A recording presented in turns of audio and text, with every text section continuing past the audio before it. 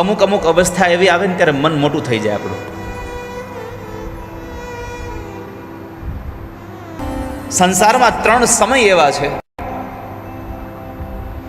કે એમાં પછી રાજાનું ઘર હોય તો ભલે, અને એક ગામડાના છેવાડે રહેનારો એક ઝૂંપડામાં રહેતો હોય એનું ઘર હોય તો ભલે, આ 3 અવસર એના ઘરે આવે એટલે એ માણસ મનનો મોટો થઈ જાય.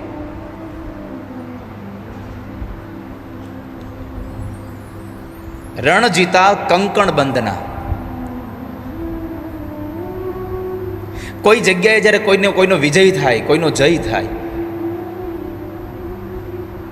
રાજા કદાચ કોઈ બીજા રાજ્ય ઉપર ચડાઈ કરે અને એને જીતી જાય, અને એને જેટલો આનંદ હોય એટલો જ ઝૂંપડામાં રહેનારો માણસ કોઈ સામાન્ય ગેમમાં પણ જીતે તો એને આનંદ હોય છે. બીજું, કંકણ બંધના. રાજાનો દીકરો પરણે ત્યારે રાજાને જેટલો આનંદ હોય એટલો જ આનંદ કોઈ ગરીબનો દીકરો વ્યાજે પૈસા લઈ આવીને પરણાવતા હોય છતાં પણ એને એટલો જ આનંદ હોય કે મારો દીકરો પરણી રહ્યો છે. રણ જીતા કંકણ બંધના. અને પુત્ર વધાયું થાય.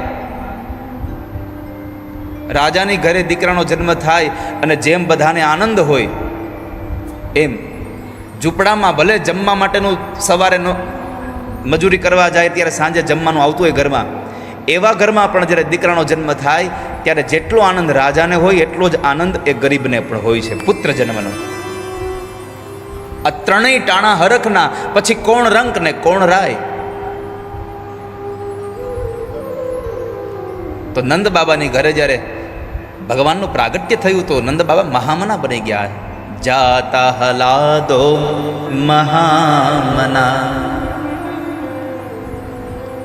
મન મોટું થઈ ગયું છે. અને પછી શું કર્યું? આહુય વિપ્રાન વેદ જ્ઞાન સ્નાતઃ શુચિ રલંકૃત. આવેલા બ્રાહ્મણોને ખૂબ દાન આપ્યા છે. ભાગવતજીમાં લખ્યું છે નંદ બાબાએ 2 લાખ ગાયો દાનમાં આપી છે. કેટલી? નિશ્ચિત કેટલી આપી છે? 2 લાખ ગાયો. અને ભગવાનના પ્રાગટ્ય સમયે ગાયો દાનમાં દેવી જોઈએ.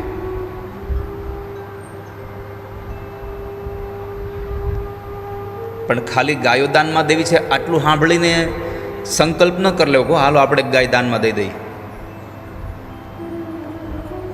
પેલા જાણવું કેવી રીતે આપવાની હોય દાનમાં. નહીં તો આપણે તો એક નિયમ હાલે જ છે કે દૂધ દેતી બંધ થાય એટલે કે હવે આને દાનમાં દઈ દો. આપણે જે વસ્તુ કામમાં નથી આવે એ વસ્તુ દાનમાં દઈ દો. આ ઉત્તમ દાન નથી. તમારે આવશ્યક હોવા છતાં પણ એ વસ્તુનું દાન આપી દો તો ઠાકોરજી રાજી થાય કે ઓહો સરસ દાન કર્યું છે. તમારે ઉપયોગમાં નથી આવવાનું એનું દાન આપી દો તો એ બહુ સામાન્ય વસ્તુ છે.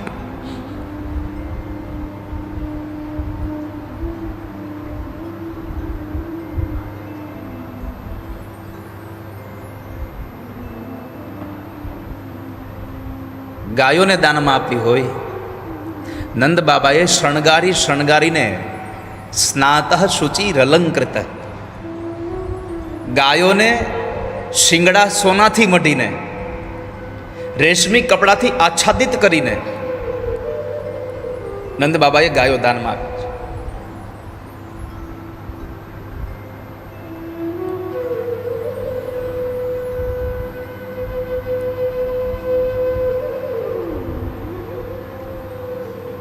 બ્રાહ્મણોને ખૂબ દાન આપ્યા છે.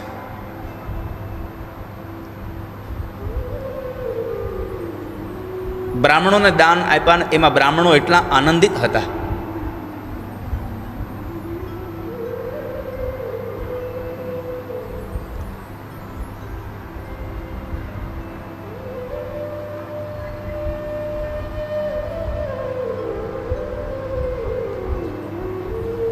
એક બ્રાહ્મણને ત્યાં રહેવાની જગ્યા બહુ ઓછી હતી, ઘર નાનું એવું હતું, પણ નંદ બાબાએ 10 જેટલી ગાયો એને દાનમાં આપી. તો એ દાનમાં લઈને આવ્યા અને આંગણામાં, ઓસરીમાં, ઘરમાં, રસોડા સિવાય બધી બાંધી.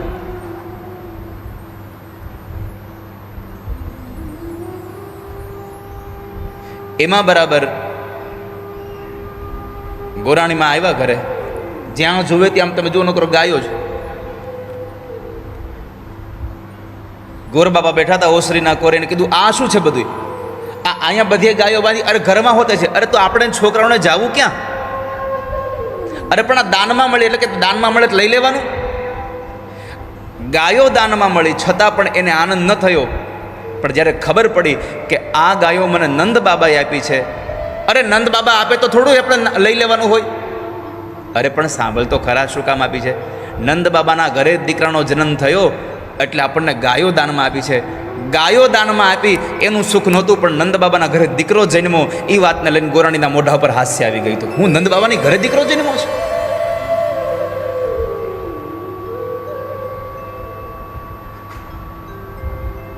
એવી ગાયો શણગારી શણગારીને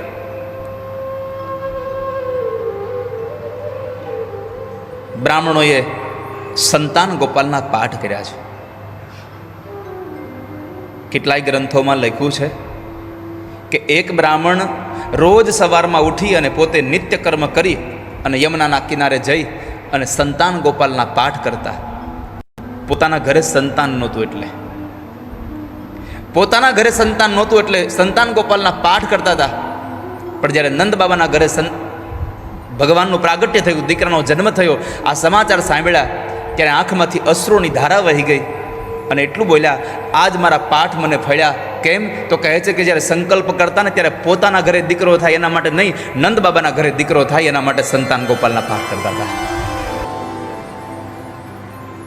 સુંદર મજાના પાઠ કર્યા. સૌ મંગલ્ય ગિરો વિપ્રાહ સૂત માગધ વંદિન.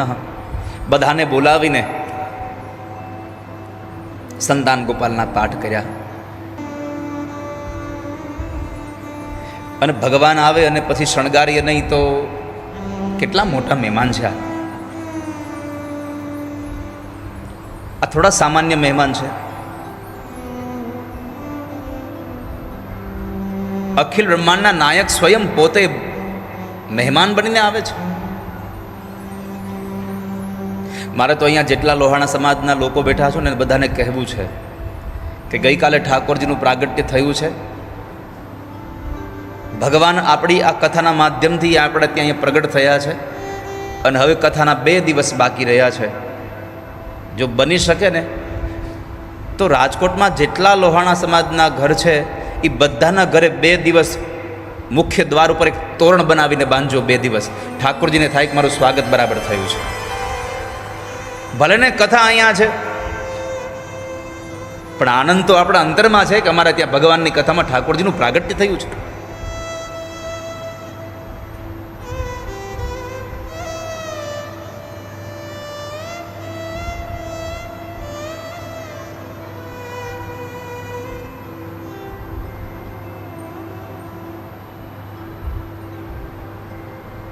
દ્વારે દ્વારે તોરણ બંધાવવું અને આંગણ સાથિયા પુરાવવું જોઈએ. પરમાત્મા આવ્યા છે તો આપણે એને સાથિયા પુરાવીએ, એને રંગોળી કરીએ, તોરણ બાંધીએ. આખા વ્રજને ધ્વજા પતાકાથી શણગારવામાં આવ્યું છે.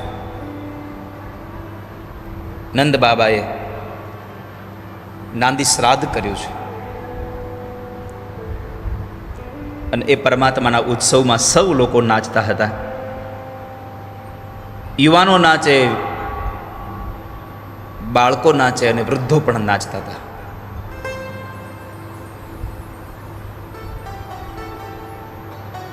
કોઈને કોઈની કાંઈ આમ તમે જુઓ પડી જ નહોતી. હું એની વાત નથી કરતો, હું એ સમયની વાત કરું છું કે જ્યારે નંદ બાબાના આંગણે ભગવાનનું પ્રાગટ્ય થયું અને સૌ લોકો નાચતા હતા ત્યારે જરાય પોતાની કે મારો બાજુવાળો શું કહેશે. અને જ્યાં સુધી તમે કથામાં કે કીર્તનમાં જાઓ અને તમને તાળીઓ પાડવામાં અથવા તો ભગવાનના કીર્તનમાં નાચવામાં જ્યાં સુધી બાજુવાળો શું કહેશે આવી તમને મનમાં ચેષ્ટાઓ થાય ત્યાં સુધી તમે મન મૂકીને ક્યારેય કૃષ્ણ માટે નાચી નહીં શકો. તમારે તમારી જાતને ભૂલી જવી પડશે સમયે.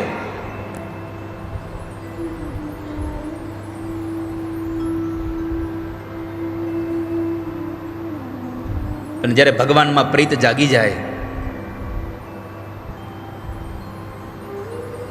જેને ભગવાન હારે તાર જોડાઈ જાય, જેને ભગવાન હારે સુર જાગી જાય, એને વાલા ભક્તજનો પછી આ સંસારની કોઈ પણ વ્યક્તિની ટેકાઓ કે શું, એની પ્રશંસા શું, એની કંઈ પડી જ નથી હોતી.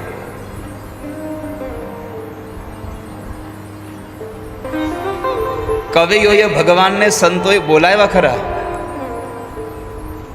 પણ કારણ શું છે? એક જ કારણ છે, મારા પૂરા કરવા કોડ, અમને હસીને બોલાવો. અમારો કોડ પૂરો થાય મનનો, એટલી જ અમારી તમારી પાસે અપેક્ષાઓ છે.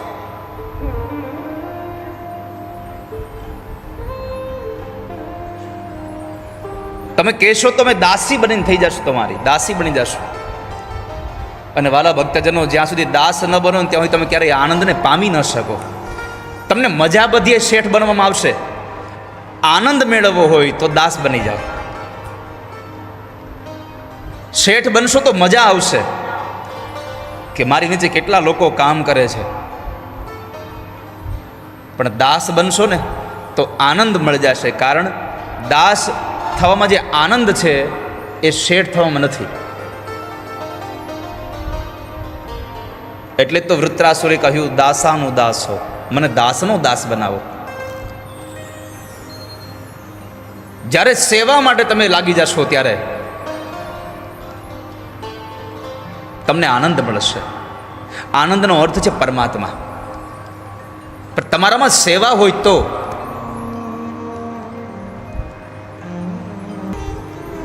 હું તમે કહેશો તો દાસી બનીને રહીશ તમારી. ભગવાન અમારા કોડ એક જ વાતે છે, કૃષ્ણ હસીને બોલાવે. પ્રભુ હસીને બોલાવે તો અમારો કોડ સંપન્ન થઈ જાય.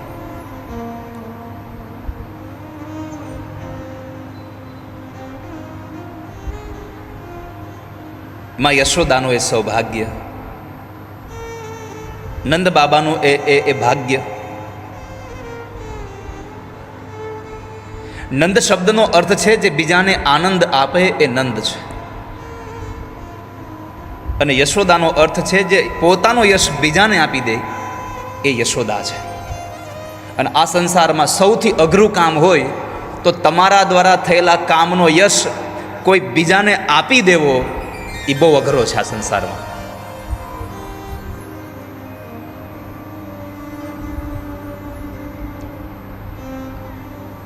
શું ભાગ્ય હશે યશોદાનું!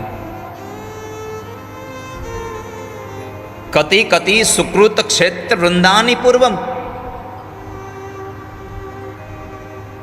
હે યશોદા, કિમ બ્રહ્મસ્તવામ યશોદે. હે યશોદા, અમે તારા માટે શું કહીએ? તે પૂર્વમાં ક્યાં ક્યાં એવા પુણ્ય ક્ષેત્રમાં વાસ કર્યો, કેટલા કેટલા વિધાનો કરીને આ પુણ્ય પ્રાપ્ત કર્યું કે જેની કૃપા ઇન્દ્રને, બ્રહ્માને, કામદેવનો નાશ કરનાર ભગવાન શિવને પણ પ્રાપ્ત ન થતી. એ પરાત્પર બ્રહ્મ આજ તારા ખોળામાં આવીને રમે છે. આ તારા કયા જન્મનું સદભાગ્ય છે! મોહન કહે છે તને માડી માડી. યશોદા, તારા કેટલા જન્મની કમાણી!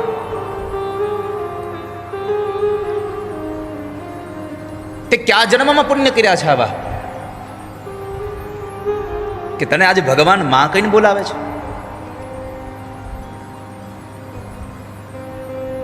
નંદ બાબાના આંગણે ખૂબ ભાવથી ઉત્સવ ઉજવાયો, અને એ ઉત્સવમાં સૌ લોકોએ આનંદ કર્યો. પરમાત્માનું પ્રાગટ્ય શા માટે? તો ગીતાજીનો એક શ્લોક ગાવાનો આનંદ થાય. ભગવાન યુગે યુગે પ્રગટ થયા છે. શબ્દ લખ્યો છે, પરિત્રાણાય સાધુ નામ વિનાશાય ચ દુષ્કૃતા. દુરીજનોનો નાશ કરવા ભગવાન નથી આવ્યા, સજ્જનોની પીડાને હરવા માટે પરમાત્મા આવ્યા છે. ગૌસ્વામી તુલસીદાસજી મહારાજે લખ્યું કે ભગવાન રામનું પ્રાગટ્ય થયું હોય કે ભગવાન કૃષ્ણનું પ્રાગટ્ય થયું હોય, એ કેવળ ને કેવળ સજ્જનોના હરહું કૃપા નિધિ સજ્જન પીરા. એવું નથી કીધું કે દુરીજનોનો નાશ કરવા માટે પરમાત્મા પ્રગટ થયા છે. સજ્જનોની પીડામાંથી અને મુક્ત કરવા માટે પરમાત્મા પ્રગટ થયા છે. કોઈ પણની પીડા હોય એ પીડામાંથી મુક્ત થવા માટે તમે સમજો કે કોઈ દુરીજનનો નાશ થાય ભગવાનના હાથે તો ખાલી સજ્જનની પીડા મટી એવું નથી હો, એ દુર્જનને ભગવાનના હાથે મોક્ષ મળી ગયો. રાવણને ભગવાન મારે તો કેવલ પ્રજા સુખી થાય, હિરણ્યકશિપુને ભગવાન મારે તો પ્રજા સુખી થાય એવું નહીં. પ્રજાને સુખ તો મળ્યું, પણ હિરણ્યકશિપુને પરમાત્માના હાથે મળવાનું સૌભાગ્ય પ્રાપ્ત થઈ ગયું. પરમાત્માએ એનો પણ ઉદ્ધાર કરી દીધો. क्योंकि भगवान मारे उसका भी भला, भगवान बचाए उसका भी भला. બંને પક્ષે પરમાત્માનો ન્યાય સરખો છે.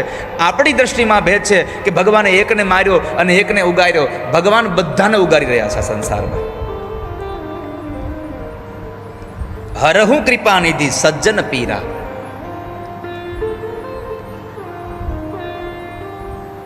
અને એ ઠાકોરજીના ઉત્સવમાં 3 દિવસ સુધી સૌ લોકોએ આનંદ કર્યો. અને હવે આવી દ્વાદશી, બારસ, નવમી, દસમી ને એકાદશી 3 દિવસ આનંદ કરાયો, ઉજવાયો ઉત્સવ. અને એ ઉત્સવમાં બધાએ આનંદ કર્યા પછી દ્વાદશીનો દિવસ હતો અને કૈલાસમાં રહેતા ભગવાન મહાદેવને ખબર પડી કે મારા ઈષ્ટદેવનું પ્રાગટ્ય થઈ ચૂક્યું છે.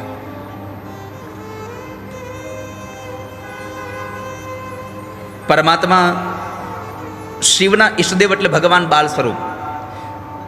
રામ અવતાર થયા ત્યારે પણ પરમાત્મા, કૃષ્ણ અવતારમાં પણ પરમાત્મા દર્શન માટે આવ્યા છે.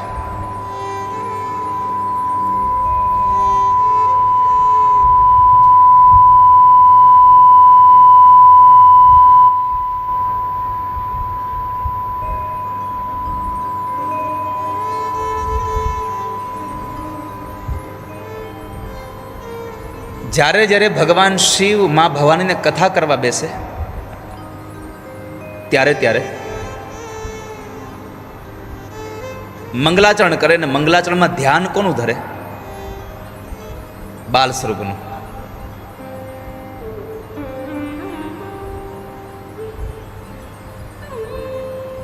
સૌથી પહેલા ભગવાનને પ્રણામ કરે.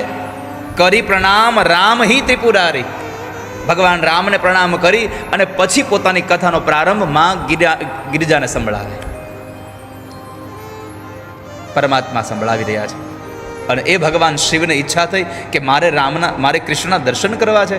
પણ હવે કૃષ્ણના દર્શન કરવા તો અત્યારે તો બાળક નાનું છે, હજી તો 4 જ દિવસ થયા છે, શેરીમાં તો હોય નહીં. ભગવાન બહુ નક્કી કરી રહ્યા છે કે મારે જાવું કેમ. નંદી આદિ ગણોએ કીધું પ્રભુ અમને સાથે લેતા જજો. ભગવાને કીધું કે આપણે બધા એક સાથે જશું તો કોઈને દર્શન નહીં થાય, એટલે પહેલાં હું જઈ આવું પછી તમને માર્ગ બતાવું, એ માર્ગે તમે જજો એટલે તમને દર્શન થઈ જશે. નંદી આદિ ગણો માની ગયા, પણ શેષનાગ હતા એણે કીધું કે મને તો હારે લઈ જ જાઓ. ભગવાને કીધું પણ હું આવું પછી તમને બતાવીશ માર્ગ, જાજો તમે. પણ શેષનાગે કીધું કે ના, મને સાથે અત્યારે જ લઈ જાઓ, કારણ કે મારે એ જોવા આવવું છે કે જે નારાયણ મારા આ શરીરની પથારી કરી અને સમુદ્રમાં સૂવે છે, એ નારાયણ આજે ઘોડિયામાં કેવા લાગે છે મારે એને જોવા છે, પારણિયામાં કેવા દેખાય છે, મને જોવા માટે લઈ જાઓ. ભગવાન મહાદેવ એક જોગીનું રૂપ લઈ અને ગોકુળમાં પ્રવેશ કર્યો છે. ગોકુળમાં ચાલતા હતા અને એમાં એક ગોપીએ ભગવાનને બરાબર નમસ્તે કર્યા. બાબા નમસ્તે.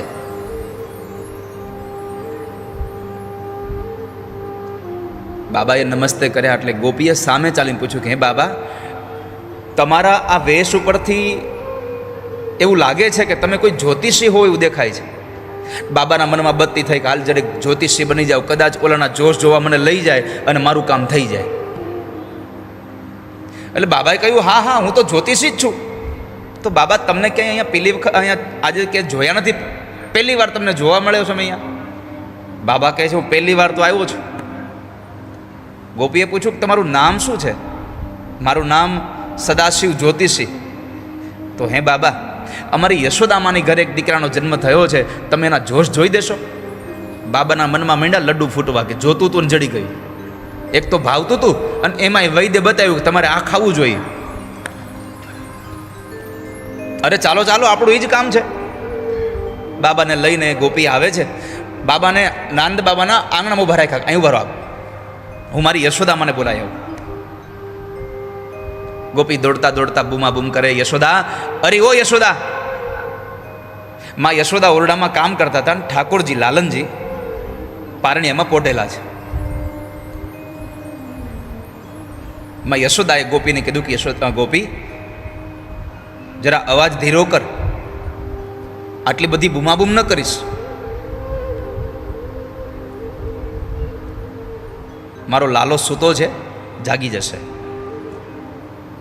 અરે માં, જરા જુઓ તો ખરા, હું કોને લઈને આવી છું? કોને લાવી છો? અરે એક જ્યોતિષી બાબાને લાવી છું, હાલો આપણે જોશ જોડાવી લઈએ. માં એ કામ હાથમાં હતું, મૂકી દીધું અને જોશ જોડાવા માટે ગયા. જેવા ઓરડામાંથી નીકળી ઓસરીમાં ગયા અને આંગણામાં ગયા અને બાબાની સામે થોડાક દૂર હતા, બાબાને જોયા, માના પગ થંભી ગયા. અને ગોપીને પૂછ્યું તો આ કોને લઈ આવી છું? બાબાનું રૂપ જોયું તો યશોદા ગભરાઈ ગયા. મારે જોશ નથી જોડાવા. કેમ? બાબાનું સ્વરૂપ જ એવું હતું. માં યશોદાએ કહ્યું કે મારે જોશ નથી જોડાવા, ના પાડ દે. ગોપીએ કહ્યું માં એક કામ કરો, બાબાને તમે થોડી ગમતી ભિક્ષા આપી દો અને હું ના પાડી દઉં, એટલે હમણાં બાબા જતા રહેશે. ગોપીને ખબર નથી કે આ ભિક્ષા લેવા વાળો બાવો નથી, આ હવને આપે એવો છે. ચપટી ભભૂ તમે હે ખજાના કુબેર કા. કોઈ દેવને તમે ફૂલની માળા પહેરાવો, કોઈ દેવને તમે કંઈ બીજા શણગાર આપો, કોઈ દેવને કંઈ બીજું ત્રીજું તમે ધરો તો ભગવાન પ્રસન્ન થાય. ભગવાન મહાદેવ એક એવો દેવ છે કે ખાલી એક ચપટી ભભૂત આપો અને એક પાણીનો કળશ ચડાવો ઠાકોરજી રાજી થઈ જાય છે. ચપટી ભભૂત તમે હે ખજાના કુબેર કા.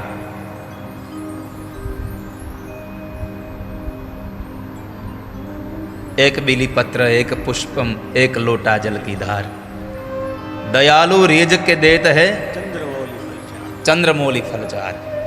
फलचार એટલે ધર્મ, અર્થ, કામ અને મોક્ષ.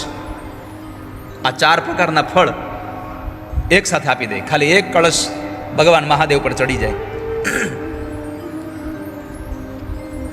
માં યશોદા સોનાનો થાળ ભરી અને ભિક્ષા લઈને આવ્યા છે અને બાબાને કીધું, બાબા આ ભિક્ષા લઈ લો અને તમે જતા રહો, મારે જોશ નથી જોડાવા હો. તમને જોવે ને મારો દીકરો ડરી જાય તો? બાબા મનમાં ને મનમાં હસે છે. અને પછી બાબાએ કહ્યું કે અરે માં, તમે આમ આટલી બધી ભિક્ષા લઈ આવો, આટલો સોનાનો થાળ ભરીને લઈ આવો, એમાં નવાઈ નથી, કારણ કે તમારા ઘરમાં ખજાનો જ એટલો મોટો પડ્યો છે. અને પછી બાબાએ એક વાક્ય ઉમેર્યું કે સૌથી મોટો ખજાનો હજી ઘોડિયામાં પડ્યો છે.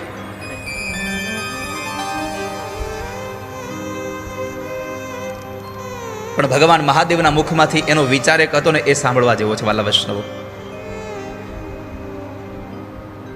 આપણે કોઈ કામે આવ્યા હોઈએ અને એના બદલામાં આપણને કંઈક મોટો લાભ થઈ જાય એમ હોય તો આપણે લાભ લઈને વયા જાય, કામ મૂકી દે, પડતું ભાઈ જે થયું થયું, આપણને તો લાભ થઈ ગયો ને. પણ અહીંયા ભગવાન મહાદેવની આ કથા આપણને બતાવે છે કે ભગવાન શિવના દર્શન માટે આવ્યા હતા અને માં યશોદા સોનાનો થાળ ભરીને આપે છતાં ના પાડી અને એટલું કીધું. ભગવાન મહાદેવનો વિચાર એટલો સાંભળવા જેવો, એટલો સમજવા જેવો છે. ભગવાને કીધું કે માને કહી દઉં કે મારે તારી ભિક્ષાની જરૂર નથી, મારે તારા છોકરાના દર્શન કરવા છે. સત્ય જે છે એ કહી દઉં તમને. કેમ? તો કહે છે કે જ્યાં કપટ હોય ને કૃષ્ણ કોઈ દી મળે નહીં તમને વાલા ભક્તો. જ્યાં કપટ હશે ને કૃષ્ણ પ્રાપ્ત નહીં થાય. ના ચાહીએ તેરી દોલત દુનિયા और न कंचन माया, अपने लाल का दर्श करा दे मैं दर्शन को आया. मारे કોઈ પ્રકારની દક્ષિણા ન જોતી, મારી એક જ અપેક્ષા છે મને તારા છોકરાને દર્શન કરાવી દે.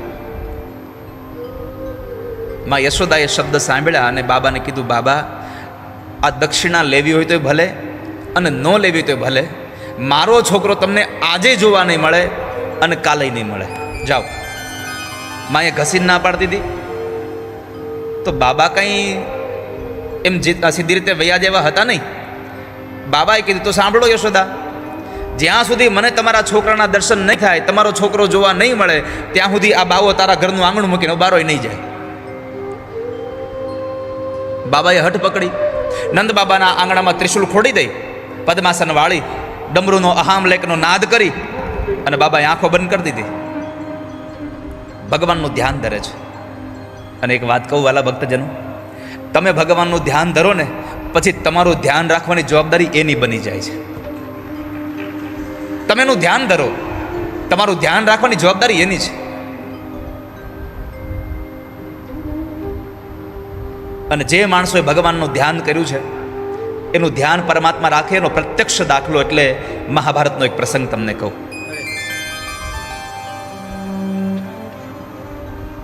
દાદા ભીષ્મએ દુર્યોધનનું મેણું લઈ અને પ્રતિજ્ઞા કરી લીધી કે આવતીકાલ પાંડવોને મારી નાખીશ, અને કદાચ હું પાંડવોને ન મારી શકું તો અર્જુનને તો હાજ પેલા મારી જ નાખું, નહીતર હું મારો દેહ છોડું. આવી પ્રતિજ્ઞા દાદા ભીષ્મએ કરી.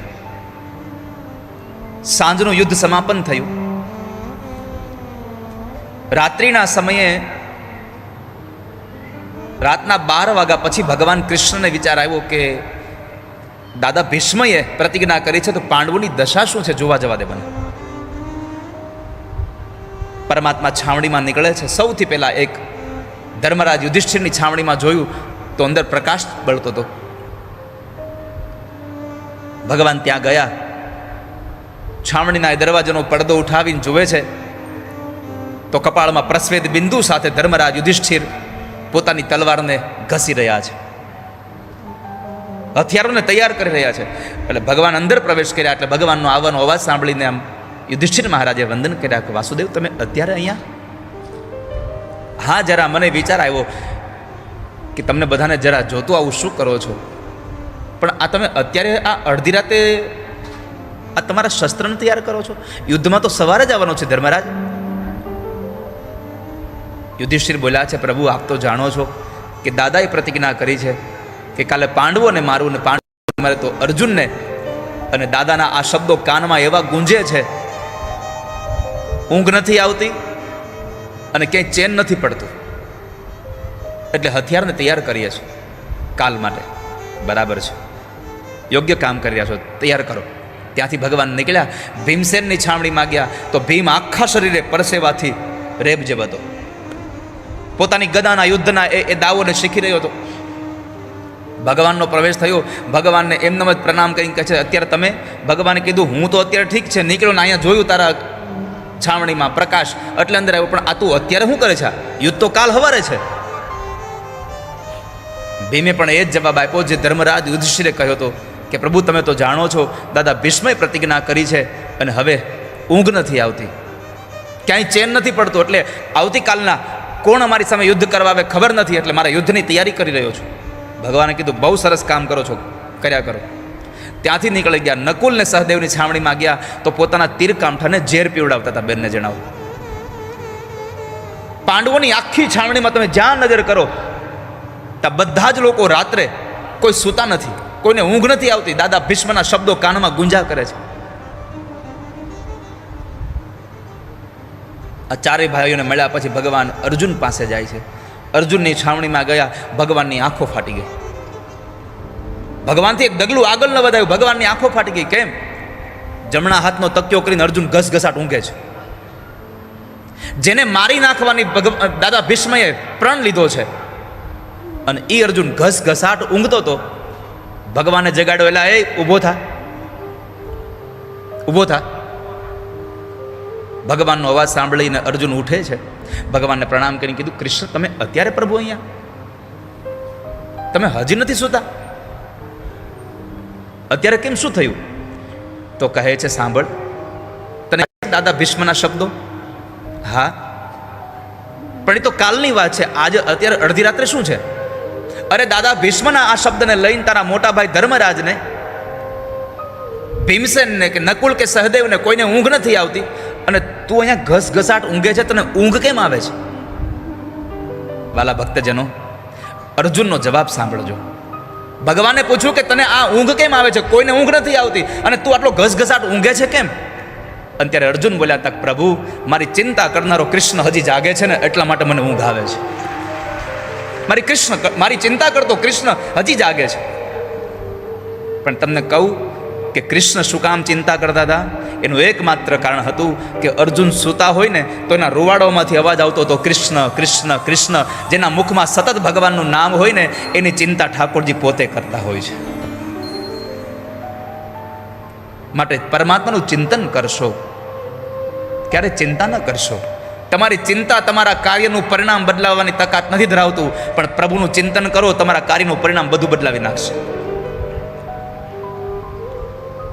ચિત્ત તુષિદને ચિંતા ધરે, કૃષ્ણને કરવું હોય તે કરે.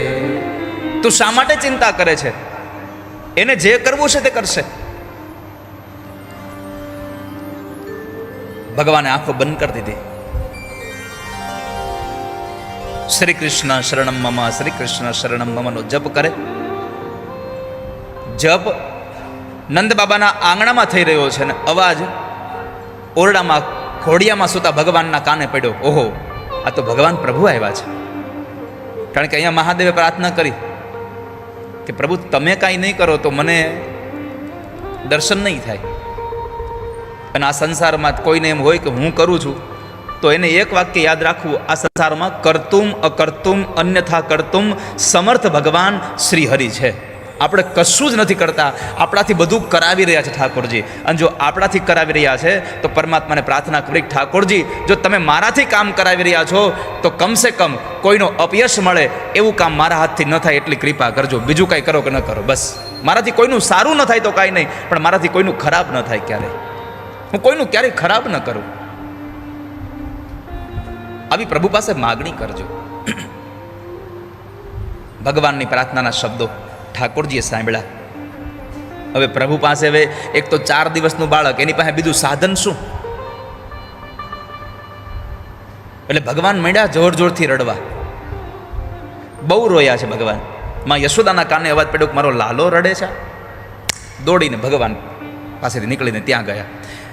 ઠાકોરજીને પારણીમાંથી ઉઠાડ્યા, પોતાના ગોદમાં લઈ સાડીનો છેડો એને ઓઢાડ્યો પલ્લવ. ભગવાને પૈપાન ન કર્યું. ફરી વાર એને પારણીમાં નાખીને હાલડા ગાઈ ગાઈને થાપલી મારતા મારતા ભગવાનને સુવડાવે, પણ ભગવાન સૂતા નથી, રડવાનું બંધ નથી કરતા. ગોપી સાથે આવી. ગોપીએ પૂછ્યું કે હે માં યશોદા, આ લાલો આટલું બધું કેમ રડે છે? શું થયું? યશોદા કહે છે ખબર નહીં, આજ પહેલી વાર આટલું બધું જાજુ રડ્યો છે, બાકી આવું ક્યારેય રડતો નથી. આ ગોપીએ વળી એમાં ઉમેરણ નાખ્યું, એમાં આને નજર તો નહીં લાગી હોય ને કોઈની. હવે ગોપી તને ખબર છે આખી દુનિયાને પોતાની નજરમાં રાખવા વાળો આ છે, એને કોની નજર લાગે? છતાં માતૃત્વ ભાવ હતો એટલે યશોદાએ કીધું કે તારી વાત સાચી છે. એટલે યશોદા ઓરડામાં ગયા, રસોડામાં, અને ત્યાંથી નજર ઉતારવા માટે પેલા મરચાં અને રાઈ ને મીઠું બધું લઈ આવ્યા અને કનૈયા ઉપરથી 7 વખત આમ ઉતાર્યું, મૂંગા મૂંગા.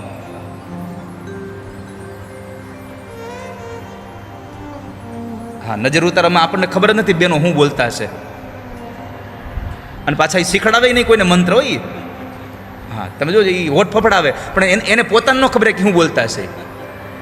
કારણ કે નજર ઉતારવાનો મંત્ર હજી સુધી ક્યાંય વાંચ્યો જ નથી, આટલા ગ્રંથો વાંચ્યા હોય. અહીંયા બહુ બધા માતાઓ બેઠા છો, આમાં કેટલાય લોકોએ તમારા છોકરાઓની નજર ઉતારી છે. સાચું બોલજો, હું મંત્ર બોલો એ નથી ખબર.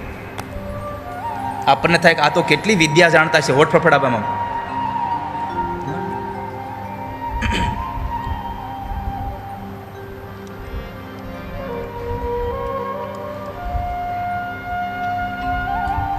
પણ છતાંય તમે જુઓ એનું માતૃત્વ, એનો ભાવ એની લાગણી,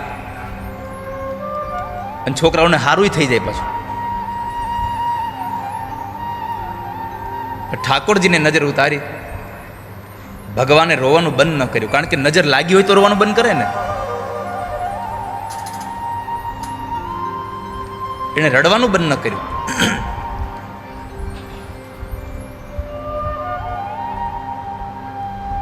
માં યશોદાએ વળી પાછી એક નજર ઉતારી, પાણીનો કળશ ભર્યો, 7 વખત માથા ઉપર તેમ ઉતાર્યું.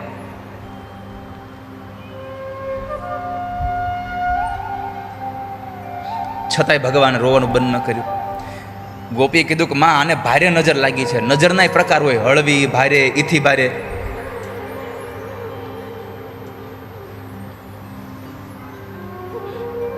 ઓલા બાબા હજી બેઠા છે ને પૂછી લો, એને કઈ જંત્ર મંત્ર આવડતું હોય તો જાને પૂછી લે ને. એને કહેજે તમારે જેટલી દક્ષિણા જોશે ને એટલી દક્ષિણા આપી દેશું, તમારે જે સામગ્રી જોશે એ સામગ્રી આપી દેશું, પણ મારા છોકરાની નજર ઉતારી દો. પણ એને કહેજે હો કે નહીં, મારો લાલો બાર નહીં આવે. વાંધો નહીં. ગોપી આવીને બાબાને કીધું, બાબા તમને કઈ જંત્ર મંત્ર આવડે છે? બાબાએ કીધું કેમ? અરે અમારા યશોદામાના છોકરાને નજર લાગી હોય એવું લાગે છે ને, અમે નજર ઉતારી પણ એ નજર ઉતરતી નથી, એને ભારે નજર લાગી.